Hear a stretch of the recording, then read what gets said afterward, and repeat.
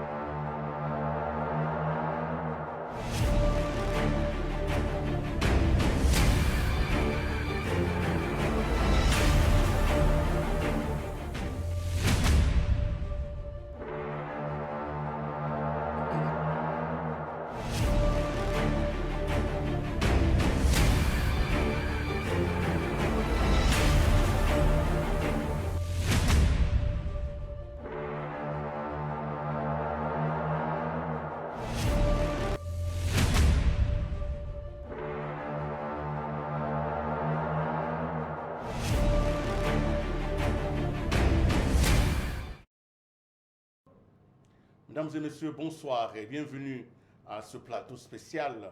Chaque jour qui passe, nous sommes confrontés à des difficultés dans la vie. Nous sommes parfois tenus à user de notre intelligence pour régler des problèmes qui s'imposent à nous. Nous sommes donc appelés à trouver des solutions. Parfois, la solution s'impose à nous comme un idéal, comme une situation lointaine. Et nous comprenons qu'il nous faut en tout cas parcourir des préalables pour y arriver.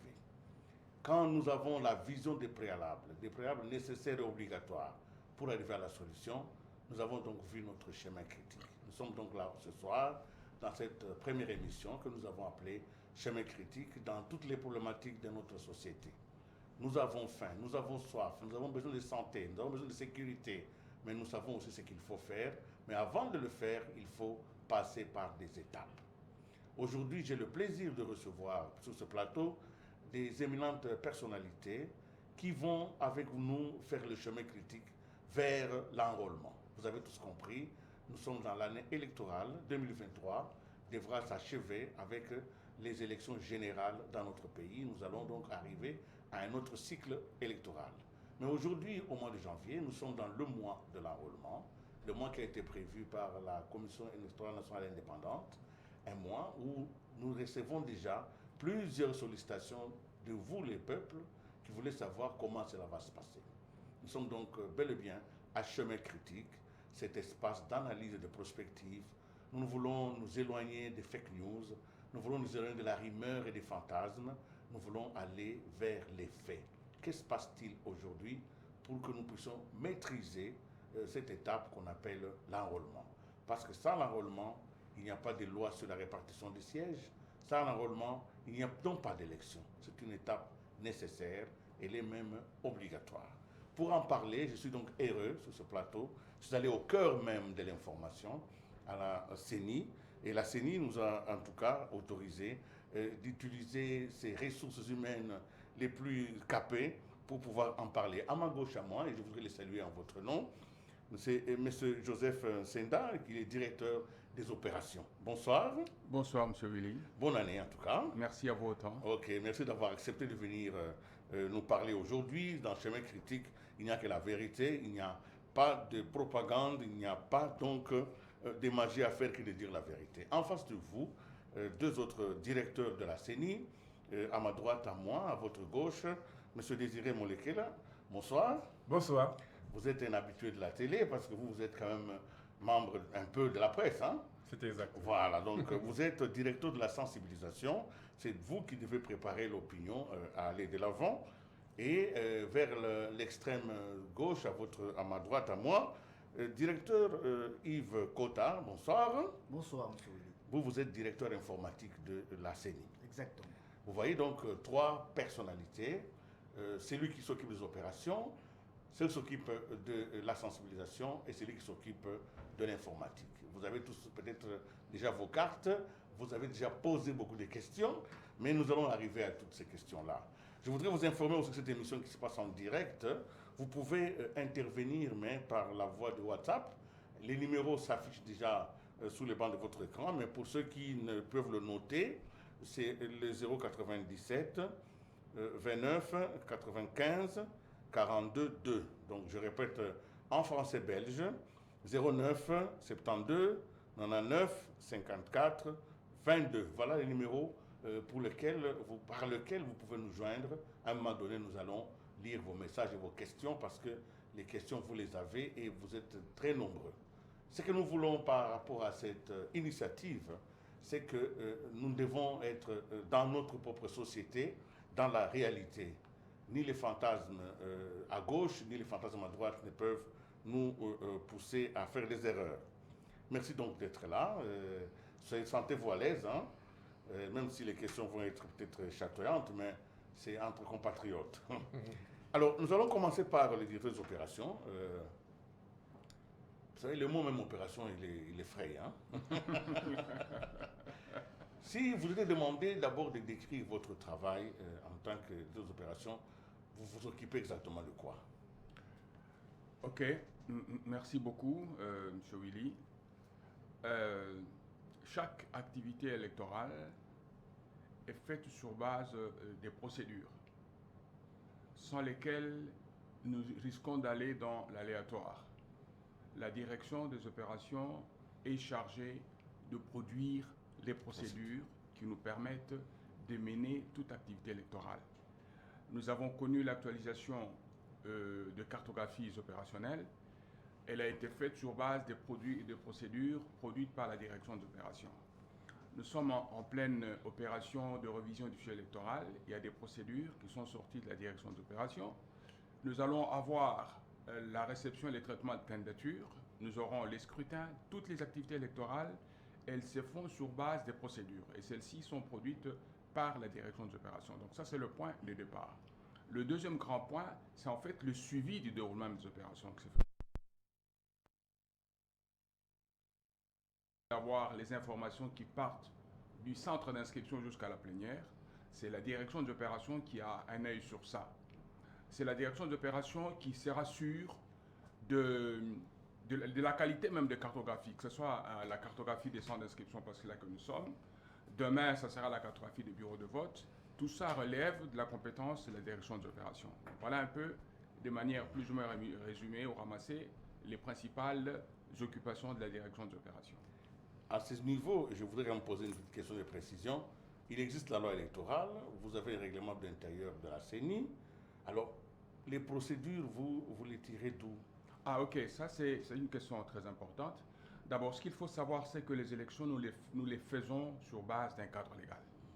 Nous avons, à ce que je sache, deux principales lois, même trois on peut dire. Il y a la loi organique qui porte composition, fonctionnement de la CENI. Nous avons la loi portant identification et enrôlement des électeurs et nous avons la loi électorale.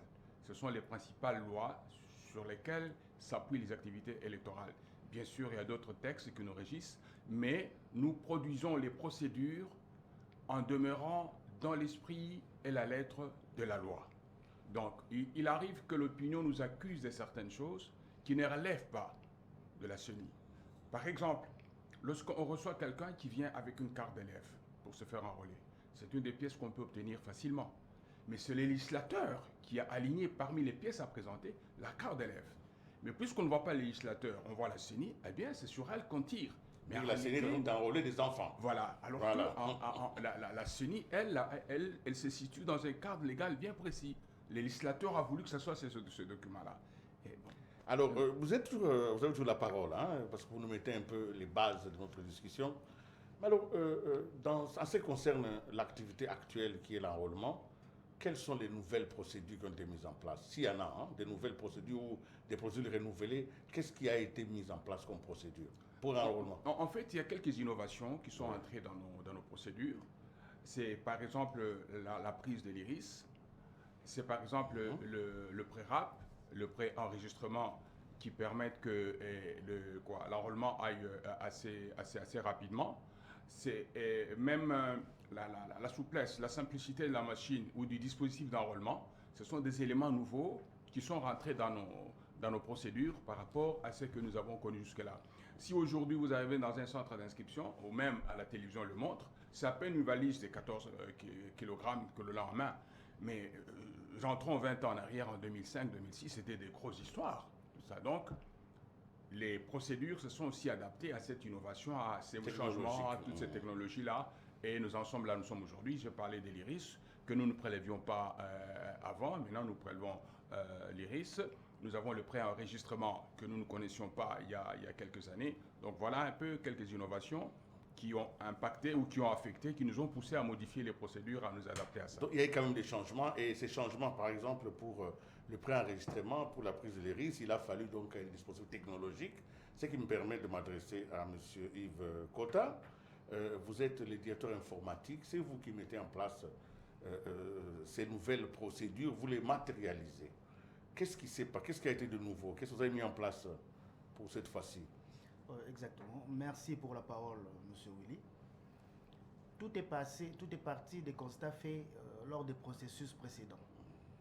Comme le directeur des opérations vient de le dire, plusieurs innovations ont été faites, dont la principale est la valise elle-même. Ne rentrons même pas 20 ans, rentrons 5 ans plus tôt, nous avons gagné 10 kilos par rapport à la valise. Et ça, c'est dû à un besoin logistique, de déplacement. Un déplacement facile de la valise. Et la valise elle-même, elle pesait combien dans le processus passé? Le processus passé, la valise faisait près de 25 kilos. Et là, elle est réduite à 13 kilos, à peine 14 kilos. Ce qui fait que pour son transport, c'est facile. Il y a un gain important. Un gain énorme, et surtout qu'elle est munie d'une sangle qui permet à son transporteur de le mettre sur le dos. Donc, pour des trajets compliqués, dans des chemins escarpés, on peut facilement la porter. Ça, c'est la principale innovation. La deuxième innovation est liée au dispositif lui-même. Tel que vous l'avez constaté dans le centre d'inscription, le dispositif est constitué en un seul morceau. Il n'y a pas d'imprimante, il n'y a pas de scanner, il n'y a pas de webcam détaché. Tout est constitué d'un seul lié à l'ordinateur. Cela afin de faciliter aussi les opérations de prise des informations biométriques et autres informations. Ce qu'on a remarqué lors des processus passés, c'est qu'il suffisait de pouvoir perdre une webcam ou de pouvoir détacher une imprimante pour carrément rendre le processus impossible. Et vous avez parlé d'une innovation majeure aussi, que le directeur a souligné, c'est lié à l'iris. Pourquoi l'iris alors que vous avez déjà les empreintes digitales? Exactement. Cette innovation est née d'une polémique, la polémique que tout le monde connaît, la polémique des électeurs sans empreinte. La CENI a été à tort accusée d'avoir enrôlé des électeurs fictifs, des électeurs qui n'avaient pas d'empreinte. Ce qui en soi n'est pas faux, puisque dans certains de nos endroits, dans certains de nos contrées, par rapport à leurs tâches quotidiennes, certains requérants ont perdu les empreintes. Les tracés d'empreintes, vous avez raison. Et pour taire toute polémique, pour se rassurer que tout requérant, tout électeur qui se présente est effectivement humain et existant, la CENI a, en plus de collecter les données des empreintes, procédé à la collecte des données de l'iris ou des fonds de l'œil. Est-ce que l'iris et fond de l'œil, c'est chacun a son iris et fond de l'œil? C'est particulier comme les empreintes? Exactement. Les iris, autant que les empreintes, ont leurs particularités. Donc, le dédoublage actuel, le repérage biométrique actuel prend en compte les données des iris autant qu'il est fait pour les données des empreintes. Donc, la marge d'avoir un électeur sans iris et sans empreinte est quasiment réduite à zéro. Évidemment, on a pris l'iris, on fait le préenregistrement, on va revenir tout à l'heure, mais quand même, laissez-moi m'étonner que parmi les innovations, il y a la mauvaise photo noire, la photo des monstres, comme on dit dans les réseaux sociaux. Les gens vont se faire enregistrer et on leur donne une photo échographique. Qu'est-ce qui s'est passé? Nous en venons au point critique. Le constat est parti de deux choses. D'abord, d'un point de vue logistique, l'équipe précédente utilisait une imprimante qu'on appelle à jet d'encre. Pour tout informaticien ou tout bureauticien, il sait que cette imprimante utilise les cartouches.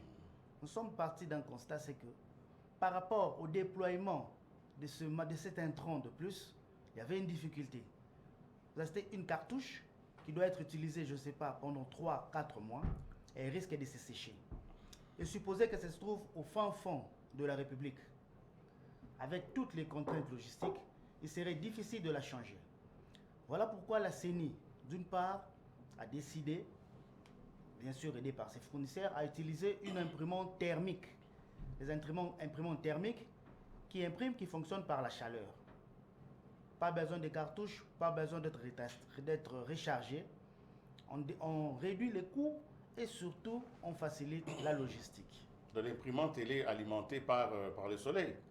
Non, non, c'est par la chaleur. Par la chaleur. Voilà. Et cette chaleur-là vient de quelle source, par exemple? La chaleur, ça vient de l'imprimante. Ça veut dire qu'une imprimante chargée. Ah, d'accord. Elle possède une pile, donc. Voilà. Ok, je comprends. Lorsque le dispositif est chargé, la batterie fournit de la chaleur à l'imprimante qui, grâce à ce dispositif, imprime les cartes telles que vous les voyez. Et aussi, on est parti d'une autre chose.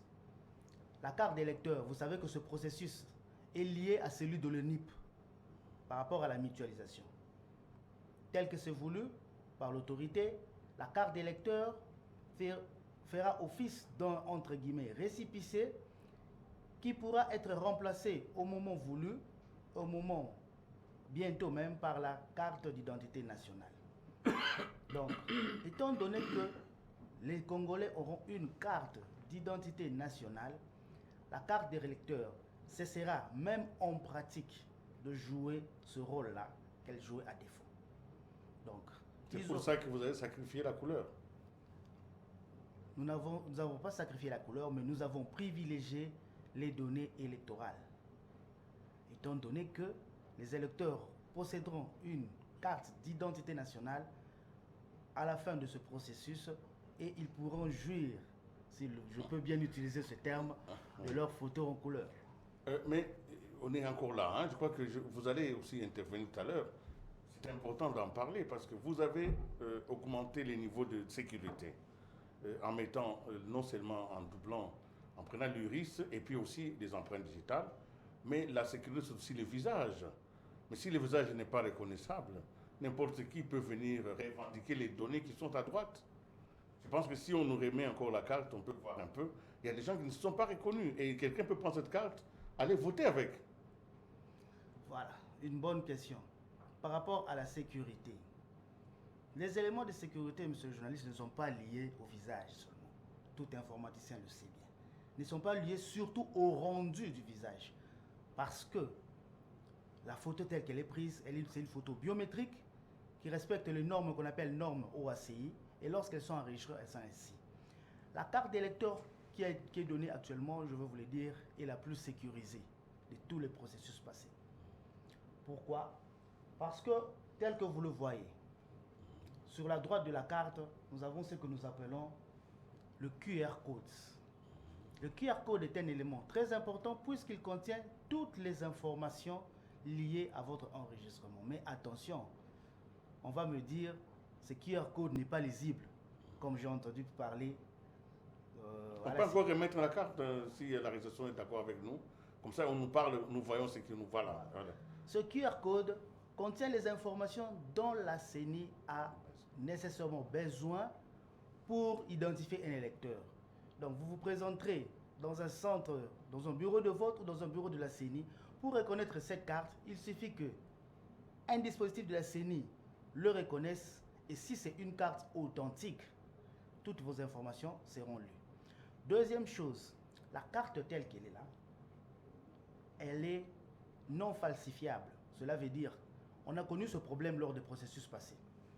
Vous êtes bien informé qu'il y a certaines cartes qui sont faites dans les cybercafés, comme on aime bien le dire. Mais cette carte, eh ben, vous pouvez être sûr qu'elle peut être faite dans aucun cybercafé.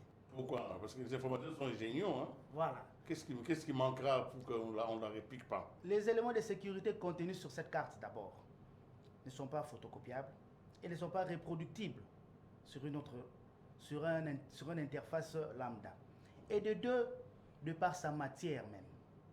Cette carte n'est pas faite de papier normal plastifié, comme c'était la fois passée, mais c'est fait d'un papier qui est au départ plastique, et je peux même vous mettre à défi, c'est un papier indéchirable qui résiste à l'eau, Et donc, par rapport à cela, pour s'en procurer, il faudra dépenser plus que faut cela. Faut se lever tôt. Exactement, c'est ça. Donc, vous voyez bien que les éléments de sécurité sont là. Vous avez mis tout ça en place. Vous avez mis des procédures de sécurité. Mais M. Désiré Molekela, le peuple n'était pas au courant. Comment pouvez-vous avoir commencé un processus aussi important avec des détails aussi clés? La population n'était pas au courant de tout cela. Qu'est-ce qui s'est passé, vous qui êtes chargé de la sensibilisation? Qu'est-ce qui avait été fait? En fait, y a-t-il eu vraiment sensibilisation sur la question? Je peux dire oui. Peut-être qu'elle a commencé avec un peu de retard. On peut le justifier.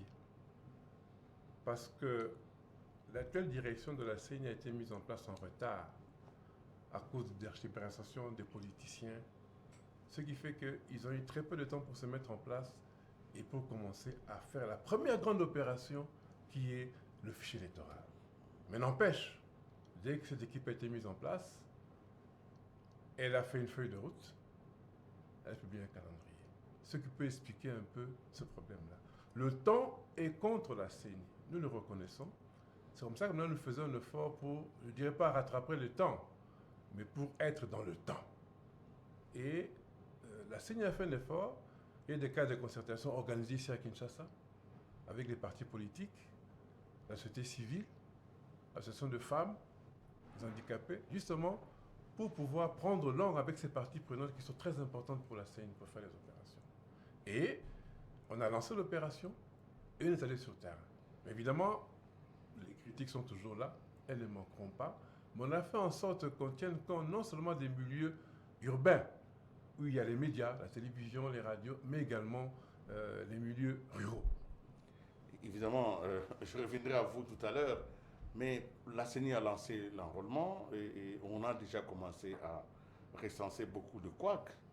Le temps que ça prend, parce que certaines personnes font 5 heures pour pouvoir être enrôlées, et même ailleurs, ce n'est pas facile. Les machines ne sont pas alimentées et ça arrive en retard. Le déploiement s'est fait comment? Est-ce que c'était un déploiement cosmétique juste pour la télévision ou bien vous avez vraiment déployé dans la première phase ici l'ensemble du matériel partout? Quel est le rapport qu'on vous a fait, monsieur, des deux opérations? Bon, excusez-moi. La première ère opérationnelle, c'est 10 provinces. Dans ces 10 provinces, nous y avons déployé 11 166 kits d'enrôlement.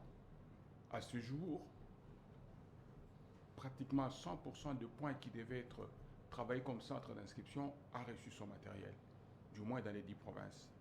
Les matériels sont arrivés, c'est-à-dire les kits d'enrôlement et les sources d'énergie, notamment les panneaux solaires. Mais il faut avouer que notre pays est ce qu'il est.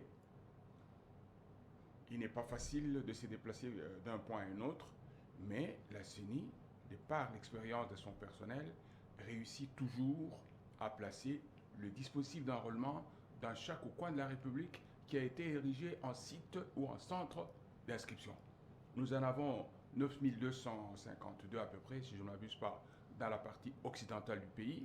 Eh bien, chaque centre d'inscription a le matériel qu'il faut. Certains un kit, d'autres 2 et d'autres encore 3.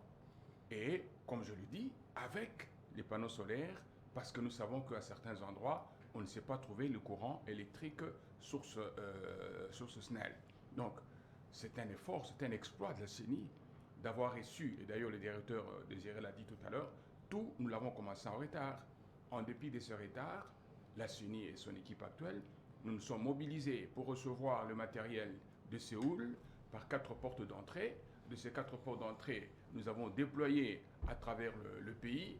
Vous allez dans le Congo central, vous allez dans le Congo, enfin le Grand Bandundu, vous êtes ici à Kinshasa, le Grand Équateur, vous allez trouver les centres d'inscription. 9200, chacun doté d'au moins d'un kit d'enrôlement. Ça, c'est un exploit qu'il faut reconnaître au profit de la CENI. Alors, par rapport aux chiffres, je ne sais pas si vous avez déjà les chiffres. Aujourd'hui, à la date d'aujourd'hui, nous avons déjà plus de 10 jours sur les 30 prévus pour la première zone. Peut-on dire que les 10 jours ici ont atteint 30% du potentiel électoral des électeurs? Bon, en fait, il faut avouer qu'il y a une autre difficulté, c'est la transmission des données. Les données, nous les avons dans les centres d'inscription. Ces données doivent arriver à un point de centralisation. Et là, il faut avouer que ce n'est pas toujours évident parce que nous avons des zones qui ne sont nullement couvertes par... Donc, un pour le réseau moment, si je vous quelconque. comprends bien, la CENI ne connaît pas encore le Non, nombre. pas qu'elle ne connaît pas. le C'est nombre que la d'enrôlés. CENI, la CENI peut vous donner un chiffre aujourd'hui qui est certainement en deçà parce qu'il y a des centres d'inscription qui n'ont pas pu communiquer les résultats. Mais ce qui a été communiqué, vous avez une estimation? C'est ce que nous vous disons. Si je vous donne quelque chose aujourd'hui, que je dis 500 000, que je dise 2 millions, 3 millions, je suis forcément en deçà parce que je sais qu'il y a des centres d'inscription qui vont me donner les données d'aujourd'hui une semaine après. Donc, on se réserve vraiment d'aller dans ces jeux-là, de peur qu'on nous dise à telle date, vous avez dit que c'était 3 millions. Comment expliquer qu'à la même date, vous soyez arrivé à 3 millions 500? C'est parce qu'il y a des CI ou des centres d'inscription qui, par la suite, ont communiqué les statistiques de ce jour-là. Vous savez Et on risque de nous prendre en faux par rapport à ça. Donc, à ce moment-là, on se dit, il va arriver un moment donné, on va donner les statistiques quand nous aurons suffisamment centralisé les informations venues de tous les centres d'inscription à travers le pays. Donc, je répète, vous êtes à Bokungu, vous êtes à Dekese, vous êtes à Ike. Il y a des endroits à accès excessivement difficiles. Nous en sommes conscients. Ces données nous arrivent, mais elles arrivent avec un petit retard. Et quand elles arrivent pour un jour donné pour lesquels on a publié des statistiques. Et puisqu'on doit ramener ces données à cette date-là, ce que je donne aujourd'hui ne sera pas la même chose une semaine après. Mais il faudra à un moment donné donner des chiffres. Et oui, à un moment donné, il faudra donner. Et vous savez aussi que la question s'adresse à vous tous, hein, mais comme les deux opérations est là, la CENI, parmi les choses qu'on lui reproche, enfin, on ne lui reproche pas, mais les critiques acerbes pensent que la CENI, dans cette phase d'enrôlement, a distribué les kits de manière calculée, et qu'il y a des zones, des provinces qui en ont reçu énormément parce que déjà on veut créer un déséquilibre dans le nombre d'enrôlés. Vous avez entendu cette masse-là. Alors qu'est-ce que vous dites de ça? Bon, d'abord, je n'ai pas forcément les données en tête, mais ceux qui ont les données peuvent savoir que... On a parlé du Grand Kasaï, hein, vous ne pouvez pas vous cacher les mots. Nous sommes à critique, chemin critique. À ce jour, la province qui a le plus grand nombre de centres d'inscription, c'est Kinshasa, 1432. La deuxième province, c'est le Kwilu, 1406. La troisième province, c'est le Kwango, 1232. Après viennent éventuellement le Congo central et le Kasaï. Alors, je n'en ai pas l'habitude, mais puisque les gens y pensent, si vous prenez les 4 dernières provinces en termes d'effectifs, vous allez trouver le Kasaï oriental, 571, ensemble avec le Nord-Ubangi, 523. Au bas de l'échelle, il faut que les gens arrivent à aligner les 26 provinces. Et vous allez voir que c'est Kinshasa qui est en tête, c'est le Kwilu qui vient, c'est le Kwango qui vient, c'est le Congo central, entre le Congo central et le Kasaï. Et puis les autres viennent, et les 4 derniers, vous y retrouvez le Kasaï oriental 571, vous y trouvez le Haut-Katanga, vous trouvez le Nord-Ubangi, et je crois une autre province. Ce sont les 4 provinces qui terminent les 26 provinces. Dans un pays où on n'a pas fait les recensements, où la mobilité des populations est assez importante, avec les déplacements de l'Est, avec l'insécurité, avec la misère, les gens se déplacent aujourd'hui à la recherche de quoi manger. Qu'est-ce qui détermine finalement le nombre que vous envoyez dans une province? Pourquoi, par exemple, prenons le Kasaï oriental, aurait par exemple 500 et le Kwilu 1400? Qu'est-ce qui détermine? Parce qu'il n'y a pas une base fiable. Pendant très longtemps, oui, la seule variable que l'on prenait en compte, c'était la variable démographique. Mais oui, on s'est rendu compte qu'on biaisait les choses parce qu'à côté de la variable démographique, il y a d'autres variables.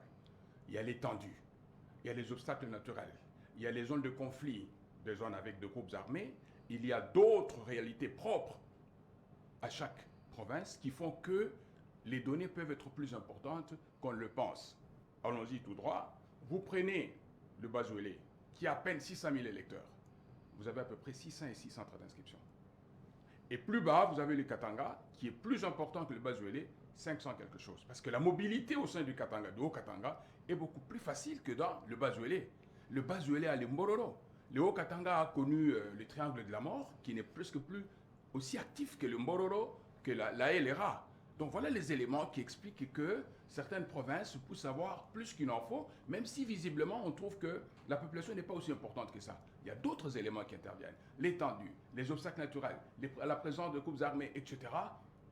ont été pris en compte dans notre algorithme pour que nous arrivions à déterminer le nombre de centres d'inscription par province, avec le souci d'être le plus équitable possible.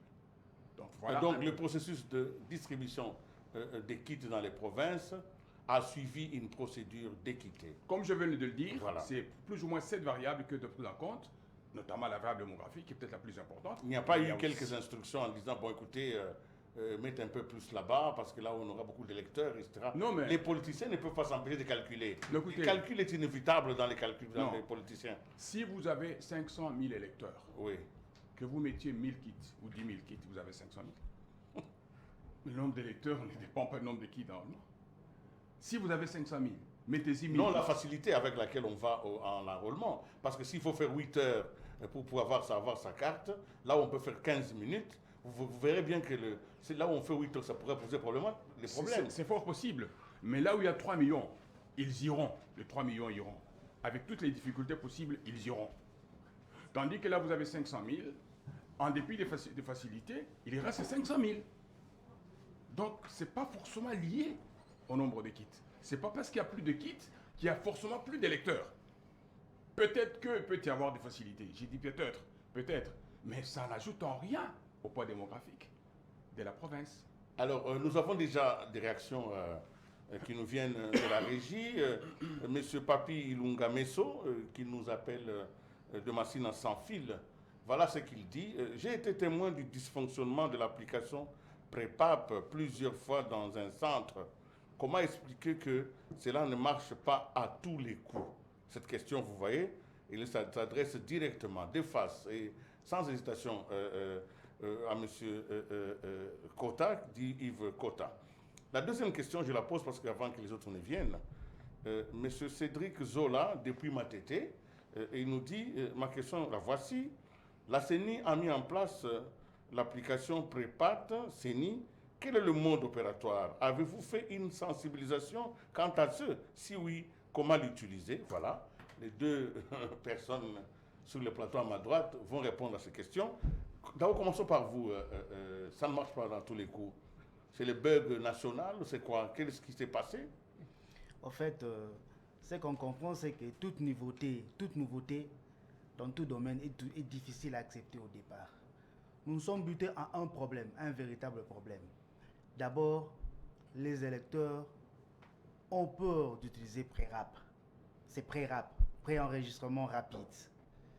Les électeurs, c'est comme si pré-rap les faisait peur. Comment ça? Cela veut dire Des gens qui sont dans les réseaux sociaux du matin, midi, soir, qui téléchargent, qui sont sur TikTok, comment ils auront peur? C'est de la génération Android. Cela veut dire que vous faites une supervision dans un centre, vous approchez de la population, vous leur demandez combien se sont préenregistrés. Vous verrez à peine 2 doigts sur les 80. Et d'ailleurs, par rapport à cela, pour accélérer les choses, pour accélérer le processus d'enrôlement, il a été prévu de corser l'utilisation de pré-rap. D'abord, dans chaque centre d'inscription, une file sera prévue pour pré-rap. Et en plus, les personnes munies du préenregistrement n'auront plus à remplir complètement cette fiche-là. Et chaque requérant doit le savoir, il est tenu d'obliger l'opérateur de saisie à utiliser son pré-rap. Vous venez avec votre smartphone, votre tablette, vous devez dire à l'opérateur, moi je me suis préenregistré. Je ne veux pas passer tout mon temps à remplir ces fiches. Mettez-moi sur la file pré-rap, prenez mon téléphone, je vais écrire que mon nom, mon poste-nom, mon prénom sur la fiche. Parce que nous y sommes, hein, et je voudrais qu'on garde un tout petit peu l'image à l'écran. Ça fonctionne comment? Exactement. Pré-rap est une application Android ou Apple iOS téléchargeable sur les plateformes. Pour télécharger Pré-rap, ça ne fait que 6.8 mégas, maximum 7 mégas. Donc c'est pas gratuit quand même. Très bien. Mais Non, payant. ça c'est pour télécharger. D'accord. Mais la personne qui a déjà téléchargé Pré-rap sur son téléphone peut la partager gratuitement. Ah, c'est lui qui pourra l'avoir, qui pourra le vouloir par Xender, par Bluetooth et autres moyens les plus Très férus bien. que moi connaisse. J'ai installé mon pré-rap. Vous installez votre pré-rap. Oui. Lorsque vous installez votre pré-rap, vous n'avez plus besoin de connexion Internet. Lorsque vous installez votre pré-rap, la fenêtre d'accueil vous permet d'ajouter un électeur.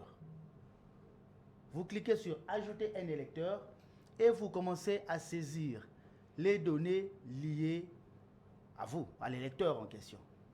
Vous n'avez pas besoin pour cela de être connecté à quoi que ce soit. Pendant que vous saisissez. Pendant que vous saisissez, lorsque vous aurez fini de saisir, à n'importe quel moment, vous n'aurez plus besoin d'Internet. À la fin, la saisie se passe sur quelle chronologie? Vous saisissez les données de votre identité. Vous verrez qu'il y a plusieurs données. Cette question revient souvent. C'est dû à la mutualisation. Mais pour le moment, nous avons besoin des données électorales. Les données des identités obligatoires. Je parle sous contrôle du directeur des opérations, chef de procédure, le nom, poste-nom, prénom, le genre, le lieu et la date de naissance, la nationalité, vous cochez congolaise, et les noms des parents. Ce sont les données obligatoires. Vous verrez d'autres données liées à votre profession, votre téléphone, votre statut matrimonial, votre adresse email. Vous n'êtes pas tenu de les saisir. Donc je répète, nom, poste, nom, prénom, lieu et date de naissance, genre, vous cochez votre nationalité et vous donnez les noms de vos parents, nom du père et nom de la mère. Cela va vous amener sur la deuxième interface, le deuxième formulaire sur lequel vous allez renseigner sur vos origines. Votre province d'origine, votre territoire d'origine et votre secteur chefferie ou, pour certaines, communes d'origine. Et pour cela aussi, vous pouvez vous limiter là. Ceux qui le savent peuvent ajouter leur groupement ou leur village d'origine. Cela va vous apporter sur la troisième interface qui porte sur les adresses. Vous allez taper votre adresse partant de la province jusqu'à la rue ou à l'avenue. Donc province, territoire ville, secteur chefferie commune, groupement ou quartier, village pour ceux qui sont en milieu urbain et avenue numéro. Et à la fin, l'avant-dernière feuille va vous conduire à sélectionner la pièce que vous allez présenter. Chers électeurs, il faut retenir une chose. Remplir PRERAP ne vous dispense pas d'obéir à la loi. Ça veut dire que vous devez être identifié dans le centre d'inscription. Pour cela, vous devez vous munir d'une carte valide. Les cartes valides lorsque vous déroulez, vous verrez les types de cartes. Carte d'électeur, nationalité, attestation de nationalité, carte passeport. passeport. Voilà. Et lorsque vous sélectionnez cette carte, vous tapez son numéro. C'est cette carte-là avec laquelle... Quelqu'un peut amener la carte valide, donc la carte qu'on a donnée par la CENI l'année... Exactement. Voilà. Elle est encore valide tant que vous n'avez pas eu votre nouvelle carte. Elle est encore valide. Vous tapez son numéro. Et lorsque vous allez passer, toutes les données qui restent sont des données ONIP, qui ne sont pas obligatoires. Et après, cela va vous permettre de vous enregistrer.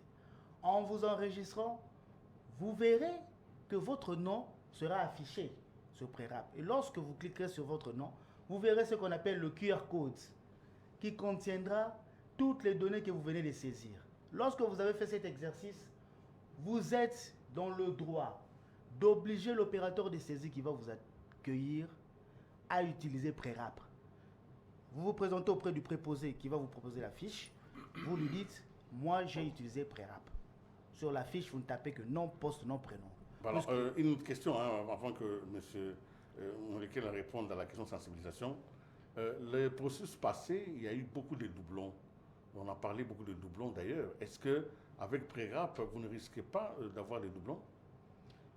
Par rapport à notre mode d'enrôlement, vous savez que nous, notre enrôlement, vous venez, vous vous enrôlez, on vous donne votre carte automatiquement. Il n'y a aucun traitement qui suit avant de pouvoir vous donner votre carte. Nous allons nous attendre à ces doublons-là. On ne peut pas empêcher, en tout cas pour le moment. Il peut s'enrôler ici, il va s'enrôler à Massina. Pour le moment, vous n'avez aucun moyen de savoir cela. Mais attention, la cavalerie nous rattrape toujours. Parce que la CENI est dotée, depuis d'ailleurs le processus passé, d'une des meilleures solutions de déduplication, de dédoublonnage qui puisse exister. Donc, quel que soit le nombre de fois où vous allez vous enrôler, eh bien, sachez d'abord que vous êtes dans le faux, vous pouvez être attaqué, vous êtes poursuivable par la justice, et de deux, vous serez rattrapé par la patrouille. Vous vous enrôlez 10 fois, Vous avez aussi une patrouille comme Voilà. comme l'IGF. Nous avons une patrouille électronique. Nous avons une patrouille qui n'est pas humaine, qui est électronique. Qui va chercher à Qui va chercher à vous récupérer et vous serez radié, comme la loi le dit, un électeur une fois, vous vous enrôlez 10 fois, vous serez radié 9 fois. Nous sommes tombés sur des cas pareils la fois passée. Vous voyez quelqu'un qui s'était enrôlé ici, par-ci, par-là. Et le jour du scrutin, il vient se présenter avec l'une de ses cartes, je crois la première carte. Lorsqu'il se présente, il ne trouve pas son nom. Il ne peut pas voter. Mais ces gens-là, on les a confondus à eux-mêmes. Généralement, quand ils venaient se plaindre, on leur disait, monsieur, vous êtes enrôlé plusieurs fois. Et s'il veut douter, on lui sortait toutes les fois où il s'est enrôlé. Très bien. Alors, monsieur le chef de la sensibilisation, on se rend quand même compte que beaucoup de questions qui sont posées auraient pu être réglées s'il y avait une forte sensibilisation. Vous avez déjà dit que vous avez commencé en retard. Mais comment vous faites maintenant pour pouvoir rencontrer cette préoccupation? C'est-à-dire que la sensibilisation, elle continue pendant l'enrôlement. Elle ne s'arrête pas. C'est très important. En ce qui concerne maintenant le préenregistrement, il y a une donnée qui est importante, c'est que les nouveaux majeurs ont besoin d'avoir un préenregistrement parce qu'ils ne sont pas dans la base de données. Mais les anciens électeurs qui ont leurs anciennes cartes, ils n'ont pas besoin nécessairement de faire le préenregistrement. Parce que quand ils viennent au centre d'inscription, avec leur ancienne carte, on peut retrouver les données. Voilà, avec le numéro national, on pose les données. Et là, on changera peut-être que l'adresse. Une fois qu'on a changé l'adresse, alors on prend juste les empreintes des 10 doigts, l'iris et la photo. On imprime la carte. Mais ils font le préenregistrement pour éviter des longs fils. Hein? Donc ça reste toujours quand même une donnée importante. Oui, c'est vrai. On peut éviter les longs fils. Mais de toute façon, chaque électeur doit nécessairement passer devant l'OPS. Donc, et quand on passe devant l'OPS, qu'on a son ancienne carte d'électeur, c'est très facile qu'on puisse trouver les éléments dans la base de données. Et en principe, on ne met pas beaucoup de temps devant l'opérateur. Vous qui êtes au cœur du processus, vous entendez des gens dire que la CENI ne réussira pas à nous amener aux élections cette année. Tout ce qui s'est fait là, c'est un peu de la mascarade. Et c'est aussi, surtout, ce qui est dit, c'est totalement en dehors des normes. On a même dit par certaines opinions qu'il faut venir auditer la CENI. C'est notre dernière question. Hein? Ça va tellement vite qu'on ne s'est pas rendu compte du temps qui passe. Vous avez entendu dire qu'il faut auditer la CENI, qu'il faut venir, parce que le processus est très mal engagé et que ce qui s'est fait aujourd'hui ne répond pas aux règles de l'art. Nous allons commencer par vous, M. Mouakela, pour pouvoir répondre à cette question. Nous passerons au directeur informatique et puis nous allons finir par les chefs des opérations. En fait, ce qui est vrai, comme on dit, la critique est aisée, l'art est difficile. Ce que la CENI fait avec les contraintes liées notamment au problème d'argent, les contraintes liées au temps, les contraintes liées à la logistique, font que les gens ne se rendent pas compte que pour permettre à un électeur de la son d'inscription de se faire enrôler, les préparatifs prennent beaucoup de temps. Ce qui fait qu'on ne reconnaît pas le travail, je dirais, de fond. Le travail préparatoire. Préparatoire que fait la CENI et qui est très importante. Et puis, on oublie souvent que c'est un sous-continent. Vous avez dit tout à l'heure que ce n'est pas facile d'amener les kits dans chaque coin du pays. Mais la CENI le fait avec tous les moyens de bord. Il faut quand même féliciter la CENI pour cet effort qu'elle fait pour que chaque électeur puisse se faire enrôler. Donc, vous faites une fausse guerre, en fait. Une fausse guerre, effectivement. Pourquoi? Bon, je ne sais pas, peut-être qu'il y a des gens qui ont d'autres intentions. Mais ce que la CENI fait, c'est au profit de la population et de la démocratie. La même question. Oui. Pour ce qui est de l'audit, en tant que technicien, moi je sais qu'à chaque processus, la CENI est auditée. Le fichier électoral de la CENI est audité. On parle même d'un audit international. Voilà, c'est ça. Parce qu'on craint que vous tous ici, vous soyez déjà vendus, achetés, corrompus. Le dernier audit a été fait par la francophonie. Et d'ailleurs, on a introduit l'introduction de l'IRIS et la résultante d'un résultat de l'audit. Mais malheureusement, on introduit l'IRIS, les gens se plaignent quand même. On introduit les empreintes, on se plaint. On se plaint quand même. L'introduction de prérap est la résultante d'un audit. On dit que non, les longues files, Malheureusement, on introduit le pré-rap, les gens ne veulent pas l'utiliser. Les gens ont peur de l'utiliser et les gens s'en plaignent. Donc l'audit technique, la CENI, elle a été toujours confrontée à cet audit technique. Et il faut savoir que le fichier électoral de la CENI est de processus en processus, moi je dois vous l'avouer, plus crédible. Et celui-ci, je pense même qu'il le sera encore plus que les précédents. Nous aurons toujours les machines à voter. Jusqu'à nouvel ordre, il y aura les machines à voter, au moins que la décision change. Alors, la même des questions, je la pose au directeur des opérations sur le doute qui est en train d'être formulé sur des personnes comme vous ici qui consacrez nuit et jour à la réussite du processus, mais qui, on vous renvoie parfois une image, surtout pour vous qui êtes même un pasteur, hein, parce que je ne l'ai pas dit, on vous envoie l'image des hommes préparés à toute la grande corruption du monde. Qu'est-ce que vous dites de ça? Bon, d'abord, il faut savoir que ça dépend de chacun. Un dira que le verre est à moitié vide, un autre dira que le verre est à moitié plein. Ça dépend de motivations personnelles qui ferait que l'un considère que le verre est à moitié vide et l'autre, le verre est à moitié plein. Alors, pour ce qui est de l'audit, je peux me tromper, mais à ce que je sache, ce n'est pas une obligation légale. Mais la CENI a aligné dans son calendrier l'audit. C'est-à-dire qu'elle n'a rien à cacher. Elle voudra plutôt renforcer la confiance. Elle a aligné dans son calendrier qu'il y aura un audit. Donc, par rapport à ça, je ne vois pas pourquoi des gens se lèveraient pour dire qu'il faut qu'il y ait un audit. Alors que la CENI elle-même a déjà aligné dans son calendrier un audit. Donc, il n'y a rien à craindre, rien à cacher non plus. Alors, une dernière question, c'est la dernière vraiment d'un téléspectateur. Les autres processus ont connu des apports extérieurs. Ça signifie en termes de technicité, en termes de consultants. Est-ce que la CENI aujourd'hui, elle a quelque part un bureau Nations Unies, CENI, MONUSCO, PNUD, ça existe un peu? Vous êtes en connexion avec ces gens-là? Donc, à ma connaissance, je crois que nous sommes à 100% congolais. Totalement. À ma connaissance, nous sommes 100% congolais. Même la MONUSCO n'intervient pas. En tout cas, je sais que depuis un temps, le volet élection ou le volet électoral, la MONUSCO, à mon avis, je crois qu'on l'a arrêté. Les amis peuvent m'aider, peut-être que ça m'échappe, mais je crois qu'on est plus en coopération avec la MONUSCO autour des élections. La MONUSCO, elle fait la sécurité, mais pour ce qui est des élections, nous n'avons aucun appui extérieur. L'expertise est à 100% congolaise. Évidemment, après 3 cycles électoraux, ça serait quand même aberrant qu'il n'y ait pas eu d'expertise congolaise pour pouvoir mener ces processus. Nous sommes arrivés à la fin de cette émission, c'était mes critiques, et nous avons vu l'enrôlement parce que nous venons de passer toutes les étapes, mais je ne pouvais pas vous laisser partir sans que nous puissions quand même aussi contribuer à la sensibilisation. Hein. Nous prêtons au travail de M. Moulekela pour pouvoir écouter. Nous allons demander à la régie une chanson quand même sur l'enrôlement qui va nous permettre de revenir sur ce plateau pour clôturer et dire au revoir. Suivons si c'est possible.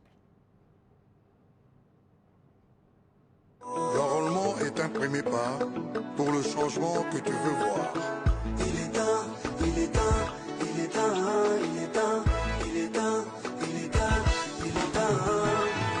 Allons tous nous faire enrôler, tout y a y passe, coucher enrôler, tu es méroté, coucher enrôler, toque mes basses, qu'on s'enrôler, les tonniers sont prêts à sala, enrôlez-moi.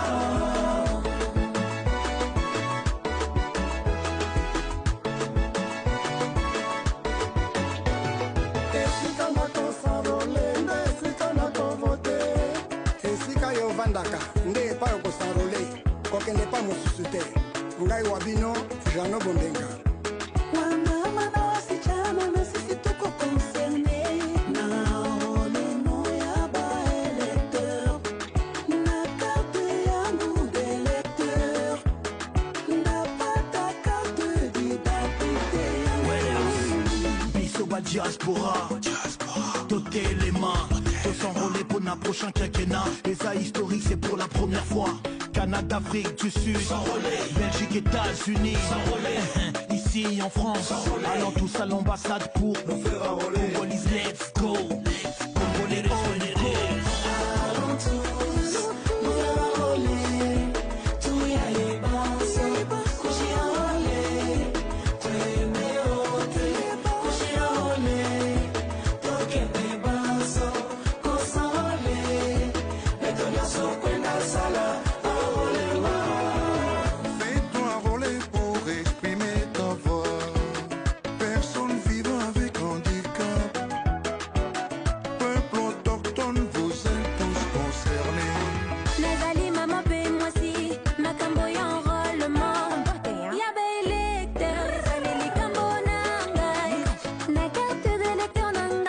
ta carte d'identité nangai. Oui, c'est moi. Ah oui, non, Lungumba. Je me fais enrôler dans ma commune, dans mon groupement, près de mon habitation. Je demande à tous les Congolais de la diaspora d'en faire leur affaire personnelle. Ba maman, ba papa, boya kanito s'enrôler. Bilenge basina mibali, potika la simateo. Enrôlement, ba foute la kayango mbongo teo. Eza eloko ya ofele. S'enrôler, pembeni ya ndako na yo, pembeni ya komine na yo. Olobi na lobi oya kuvote.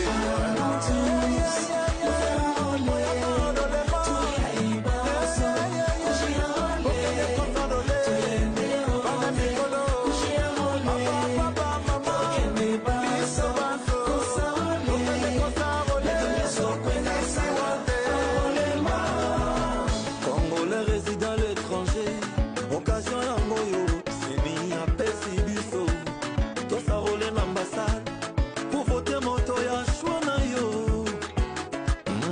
Telema, telema, telema kwenda kusarole. Bakongolais kele l'étranger, babangi na beto. Occasion yo yei, seni mepesa beto. Samuna kusarole na bambasa, samunga bona motu inange mezola o. Na France, Canada, États-Unis, Afrique du Sud, Belgique, Wolo. C'est black. Ambila mwani nous wabalou, ambila mwani nous wabakash. Aller s'enrôler, c'est s'identifier, pouvoir acquérir son identité. Oui wa tatu, oui wa mamu, bisonyo surtout qui ne doit s'enrôler. Bantu bavu bandiarole kala, ni bantu kabavu banji kudiarole ye. Kuya kudiarole ye.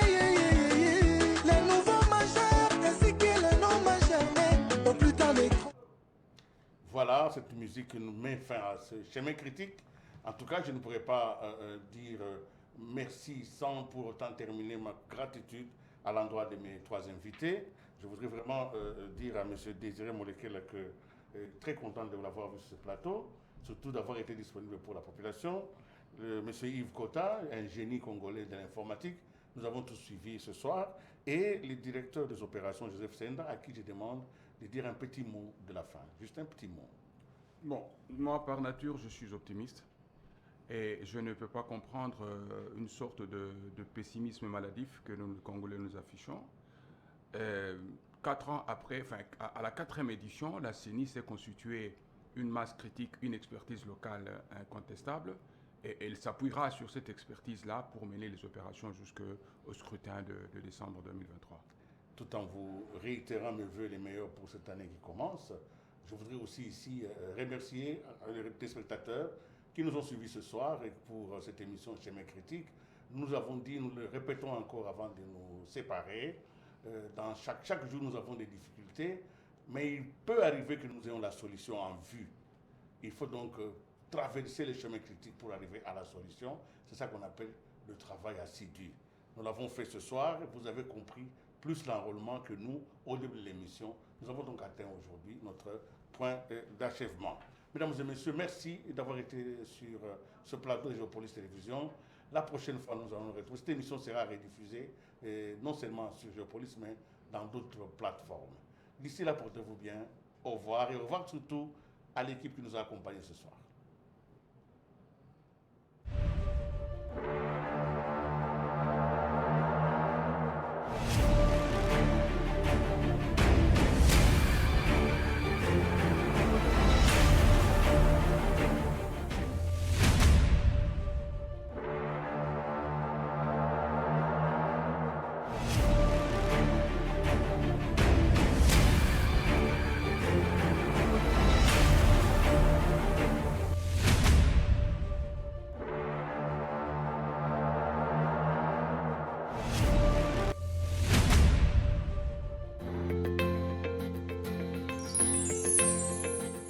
Tout de suite.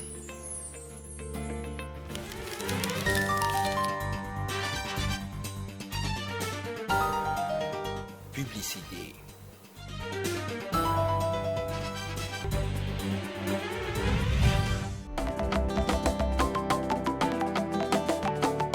Rompre avec un quotidien trépidant, suspendre le temps, se ressourcer pour accéder à un univers de plénitude, telle est l'ambition qui s'est fixée votre hôtel de luxe Compotel.